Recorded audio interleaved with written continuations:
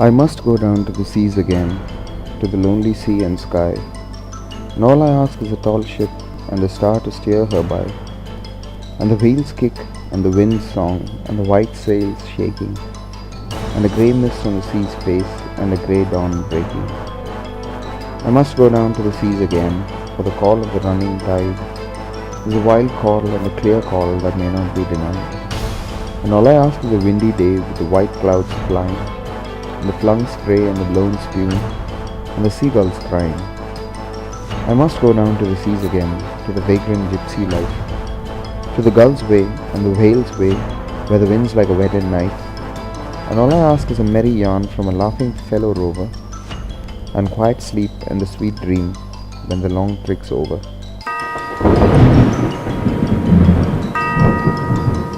Death, be not proud, though some have called thee mighty and dreadful, for thou art not so.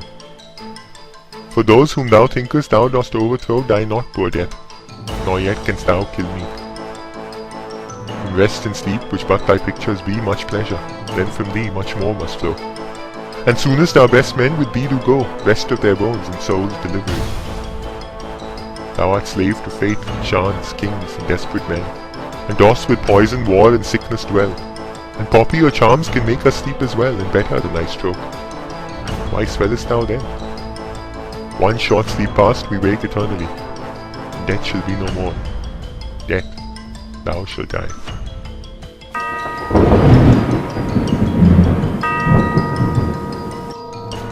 I am Goya of the bare field. By the enemy's beak gouged, till the craters of my eyes gape, I am grief. I am the tongue of war, the embers of cities on the snows of the year 1941. I am hunger. I am the gullet of a woman hanged, whose body, like a bell, tolled over a blank square. I am Goya.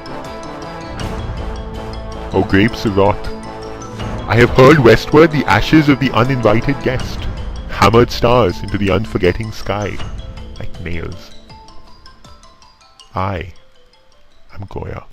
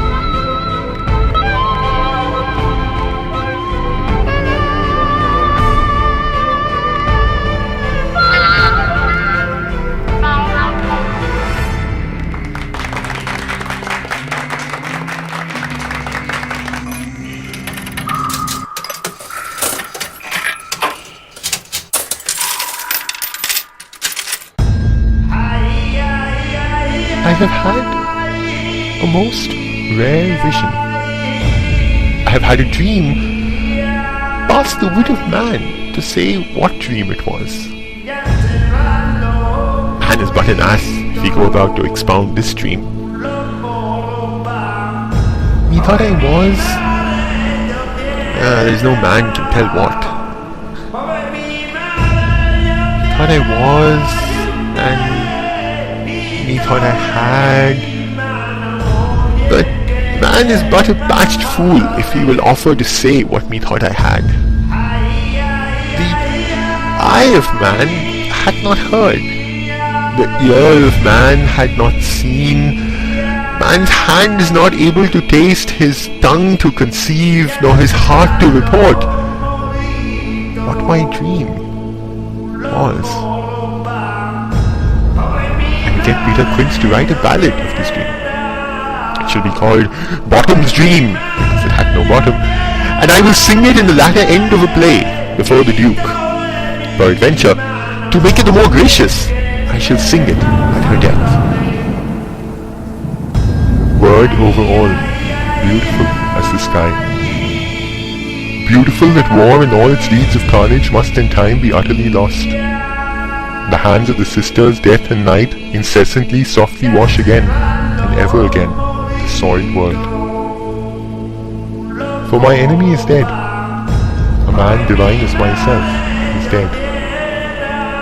I look where he lies white-faced and still in the coffin. I draw near, bend down, touch lightly with my lips the white face in the coffin.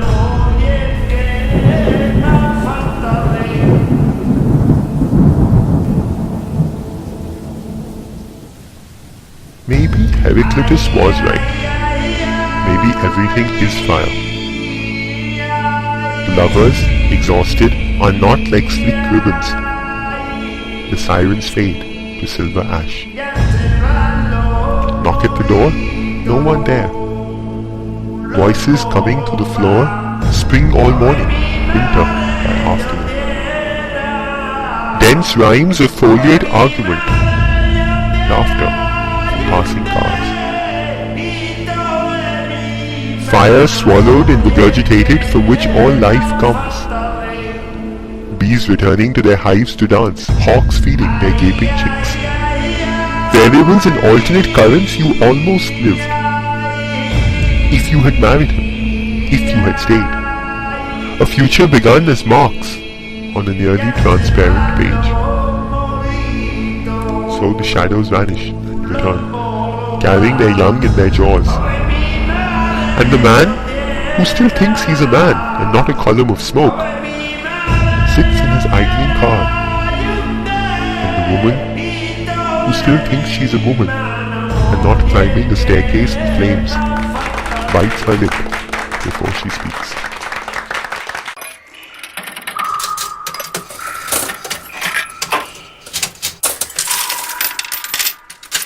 I have walked through many lives, some of them my own.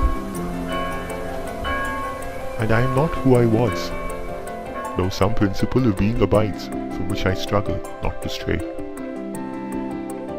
When I look behind, as I am compelled to look before I can gather strength to proceed on my journey, I see the milestones dwindling toward the horizon, and the slow fires trailing from the abandoned campsites, over which scavenger angels wheel on heavy wings.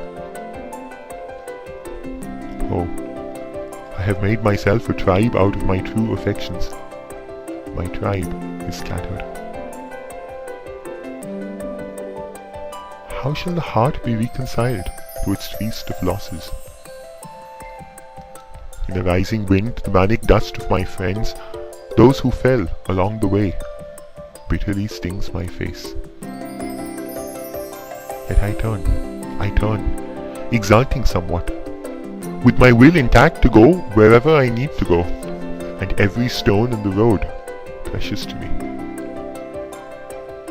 In my darkest night, when the moon was covered and I roamed through wreckage, a nimbus-clouded voice directed me. Live in the lairs, not on the litter. Though I lack the art to decipher it, no doubt the next chapter in my book of transformations is already written. I am not done my changes.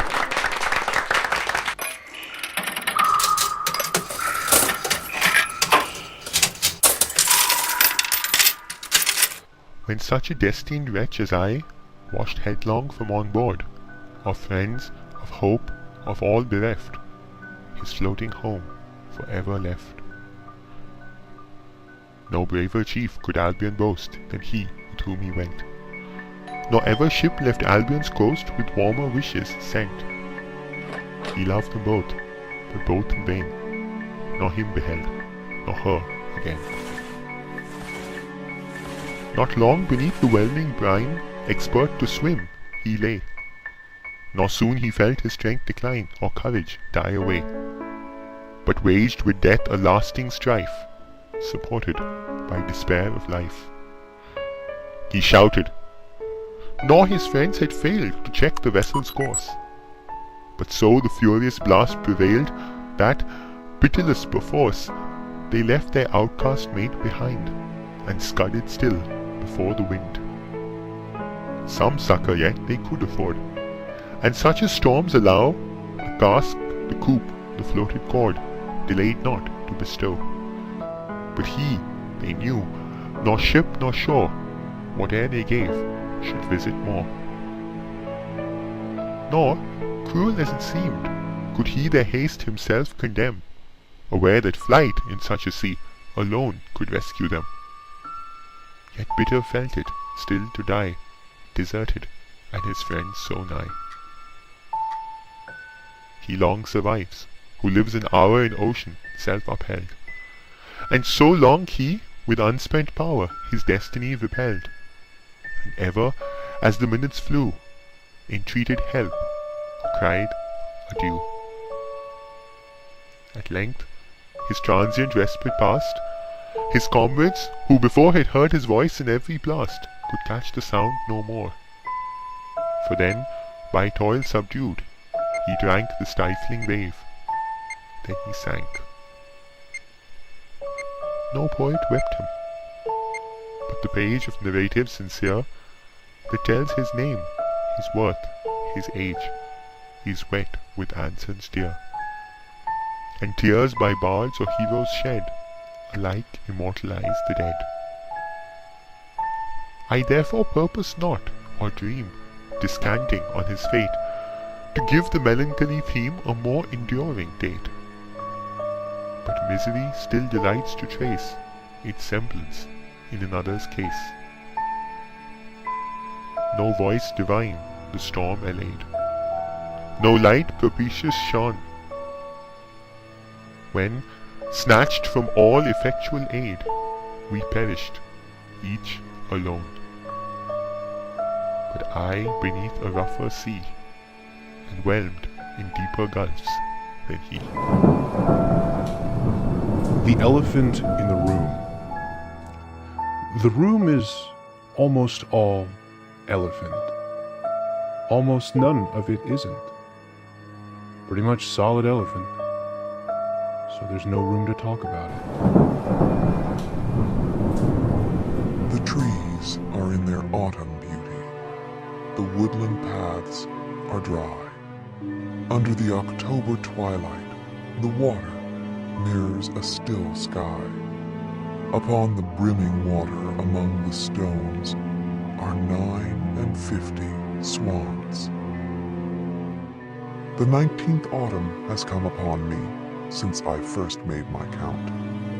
I saw, before I had well finished, all suddenly mount and scatter wheeling in great broken rings upon their clamorous wings. I have looked upon those brilliant creatures, and now my heart is sore. All's changed since I, hearing at twilight the first time on this shore the bell beat of their wings above my head, trod with a lighter tread.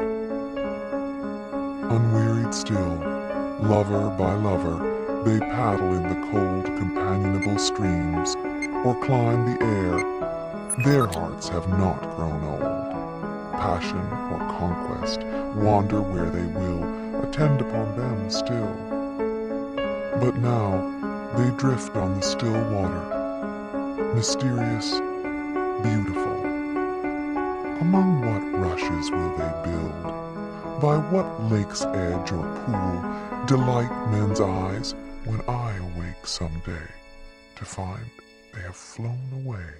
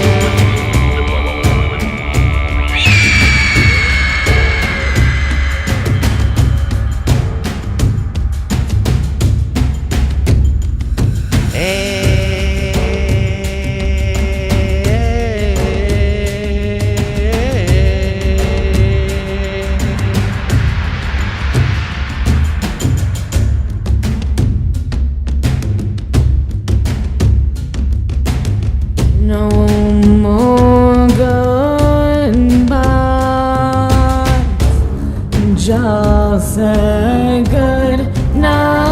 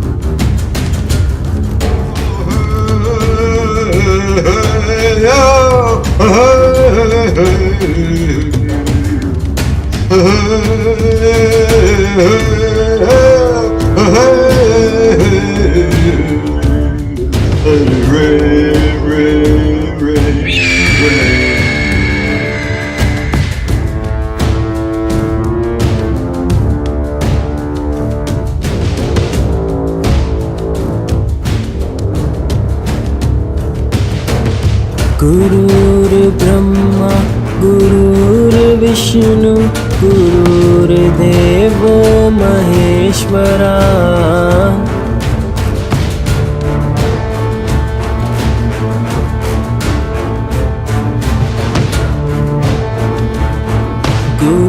गुरुर्साक्षात् परब्रह्म तस्मै श्री गुरुवे नमः।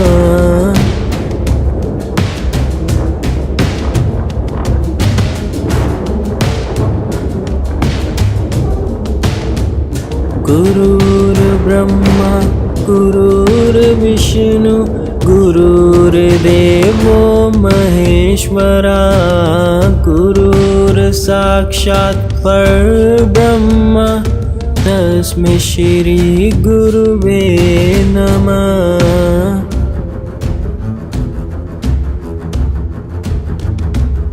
गुरुर्ब्रह्मा गुरुर्विष्णु गुरुर्देवो महेश्वरा गुरुर्साक्षात् परब्रह्म तस्मै श्री गुरुवे नमः।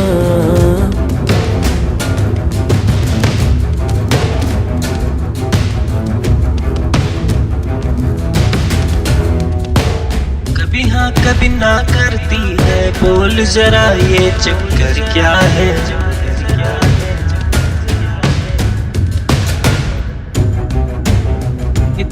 कंफ्यूजन तुझ में आखिर किस लिए भरा है।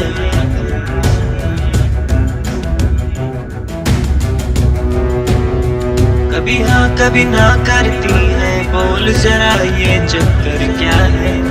इतना कंफ्यूजन तुझ में आखिर किस लिए भरा है। वादे मुझसे जो किए थे भूल गई है तो क्या तू। मैं जो भी हूँ सो हूँ, पर कौन है तू और है भी क्या तू। ये बेचैनी ये आए किसके लिए भरती है। आना है आजा वरना जा रे जा रे जा। तेरी रंगत में जादू मेरी उल्फत ने दिया है। आना है आजा वरना जा रे जा रे।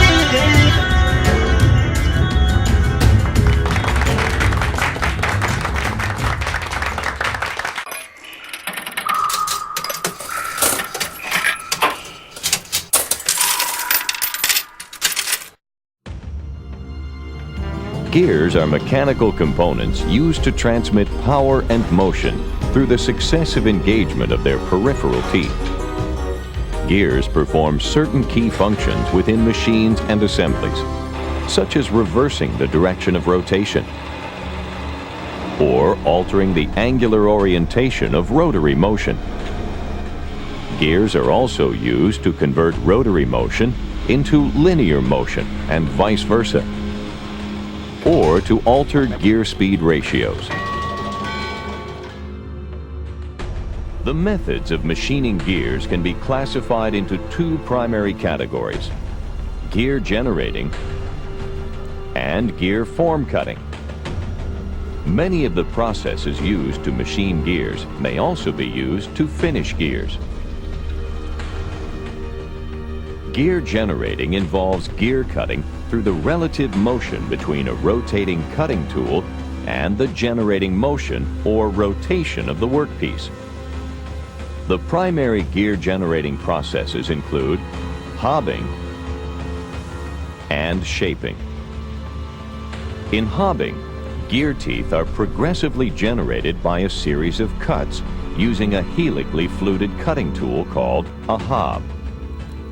Both the hob and the gear blank rotate as the hob is fed axially across the face of the blank. Hobbing is the principal method for producing spur gears and helical gears, and is also used to produce many special gear forms. The main limitation of hobbing is that it can only be used to produce external gears. Hobbing can be performed on a single gear blank, but also allows for the stacking of workpieces to increase production rates. Shaping generates gear teeth by rotating the workpiece in contact with a reciprocating cutter. The reciprocating cutter may be a pinion-shaped cutter, a multi-tooth rack-shaped cutter, or a single-point cutter.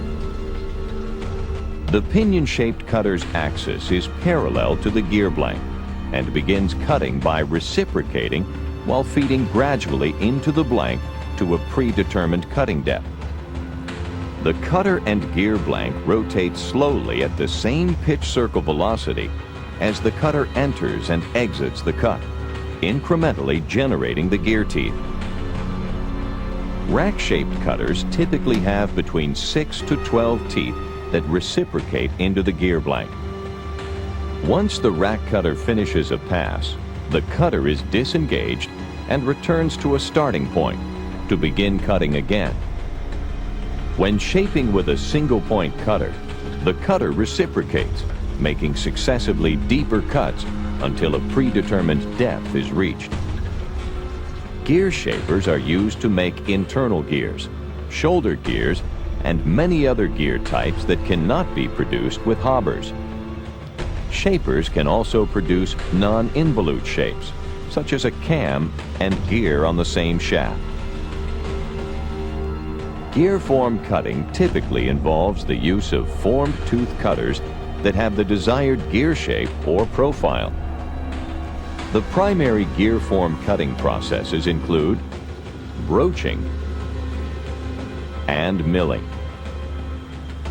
Broaching is the fastest method of machining gears and is performed on many different machine types using a multi-tooth cutting tool called a broach.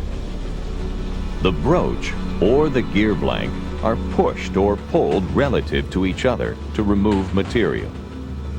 Each tooth on the broach is generally higher than the preceding tooth. As a result, the depth of cut increases with each tooth as the broaching operation progresses. The conventional method of broaching is used mainly to produce internal gears. For external gears, pot broaching is used. Pot broaching is performed on special machine tools having a hollow broaching tool assembly called the pot. Gear blanks are either pushed down, pushed up, or pulled up through the pot to generate the gear teeth. Milling is a machining process that uses the relative motion between a rotating, multi-edge cutter and the workpiece to generate gear shapes. Milled gears are typically produced using cutters that mill each gear tooth space individually. To produce large, coarse-pitch internal or external spur, bevel, or helical gears, a process called gashing can be used on heavy-duty milling machines. Gashing involves plunging the rotating cutter into a blank for rapid metal removal. After machining, gears may require heat treatment to meet hardness requirements. After heat treating, gears usually require finishing to nullify any distortion that may occur. In some cases, gears are machined and finished before heat treatment, and then once processed, surface finished to remove distortion from the heat treatment.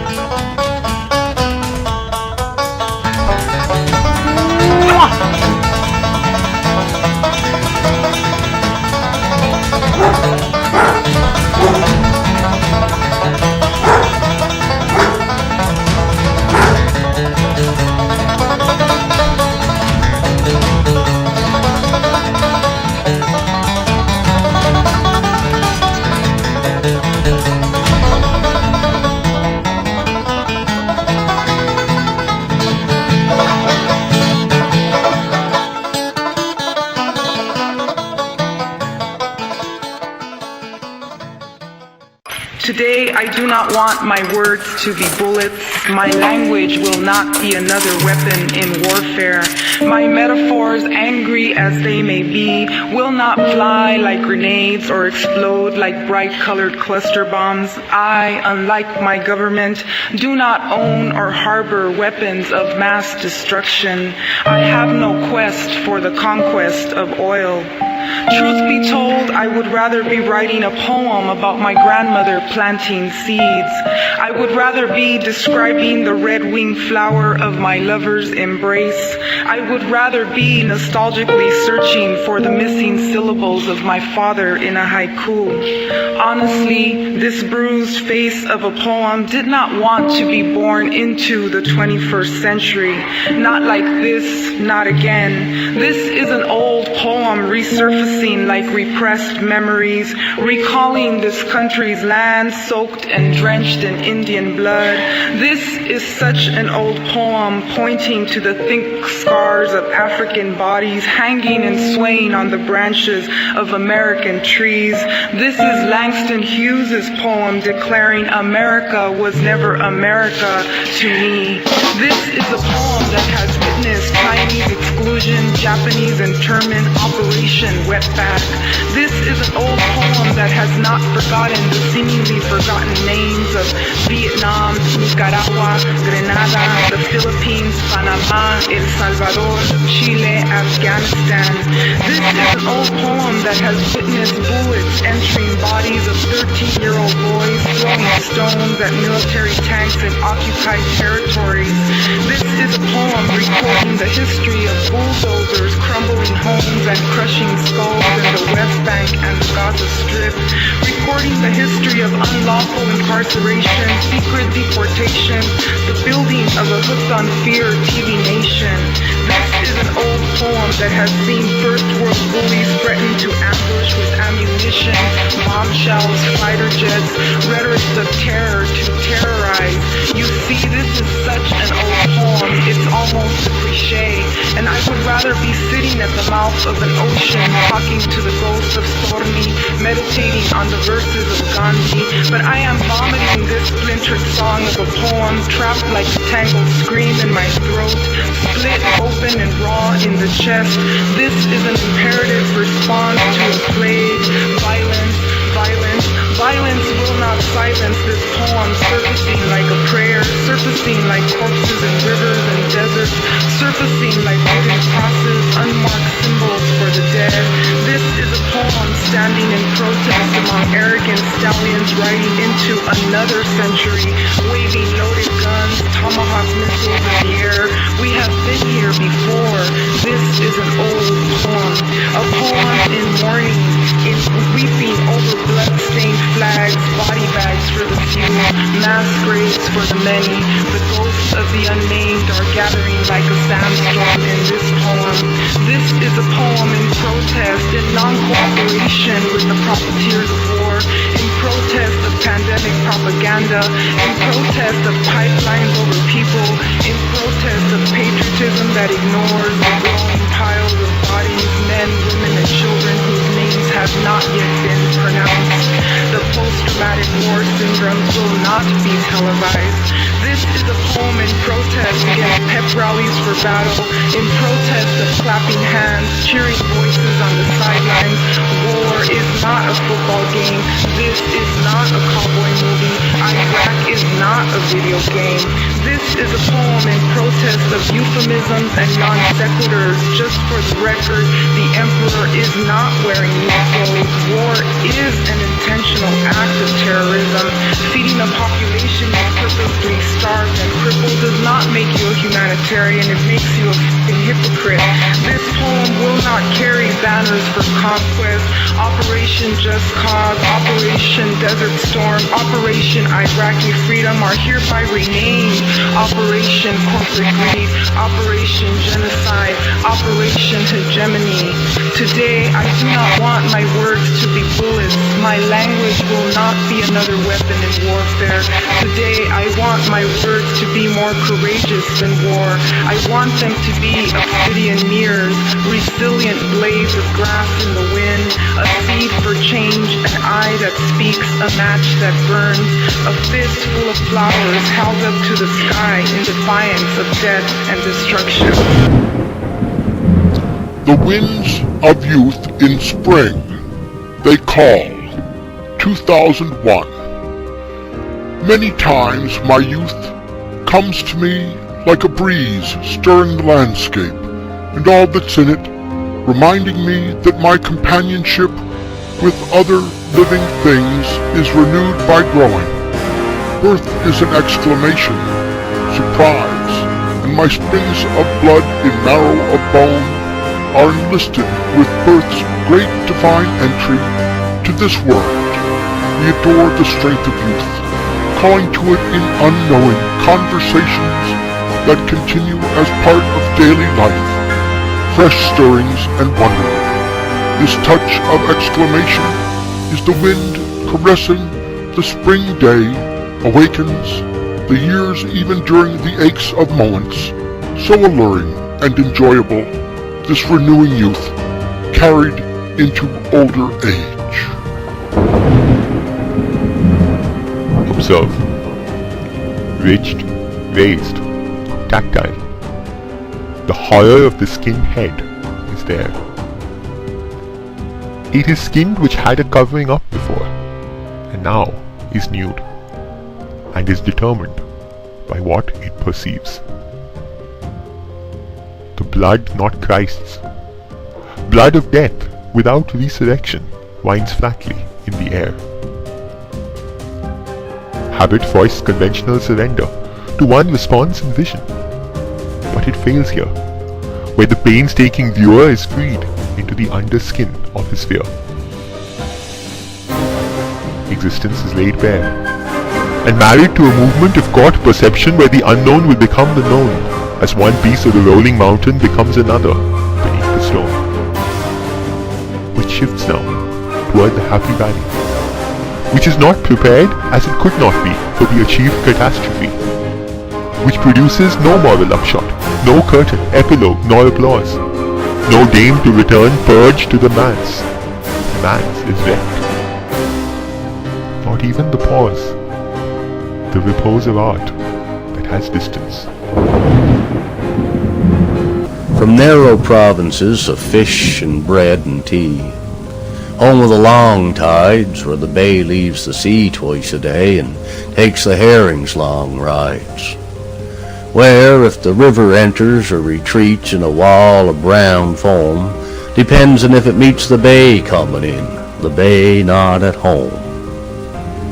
Where, silted red, sometimes the sun sets facing a Red Sea, and others, veins the flats lavender, rich mud and burning rivulets. On red gravelly roads, down rows of sugar maples, past clappered farmhouses and neat clappered churches, bleached, ridged as clamshells, past twin silver birches through late afternoon, a bus journeys west. The windshield flashing pink glancing off of metal, brushing the dented flank of blue beat-up enamel. Down hollows, up rises and waits, patient, while the lone traveler gives kisses and embraces to 7 relatives and a collie supervises. Goodbye to the elms, to the farm, to the dog. The bus starts. The light grows richer. The fog, shifting salty thin, comes closing in. Its cold round crystals form and slide and settle in the white hen's feathers, in grey glazed cabbages, on the cabbage roses and lupins like apostles. The sweet peas cling to their wet white string on the whitewashed fences. Bumblebees creep inside the foxgloves, and evening commences. One stop at Bass River, then the economies, lower, middle, upper. 5 islands, 5 houses, where a woman shakes a tablecloth out after supper. A pale flickering, gone. The Tantramar marshes and the smell of salt hay. An iron bridge trembles and a loose plank rattles but doesn't give way. On the left, a red light swims through the dark. A ship's port lantern. 2 rubber boots show, illuminated, solemn. A dog gives one bark. A woman climbs in with 2 market bags, brisk, freckled, elderly. A grand night. Yes, sir, all the way to Boston. She regards us amicably. Moonlight as we enter the New Brunswick woods. Hairy, scratchy, splinterly. Moonlight and mist caught in them like lamb's wool in bushes in a pasture. The passengers lie back, snores, some long sighs. A dreamy divagation begins in the night. A gentle, auditory, slow hallucination. In the creakings and noises, an old conversation, not concerning us, but recognizable, somewhere back in the bus. Grandparents' voices uninterruptedly talking in eternity. Names being mentioned. Things cleared up finally. What he said, what she said, who got pensioned. Deaths and sicknesses. The year he remarried. The year something happened. She died in childbirth. That was the son lost when the schooner foundered. He took to drink. She went to the bad. When Amos began to pray even in the store, and the family finally had to put him away. A peculiar affirmative.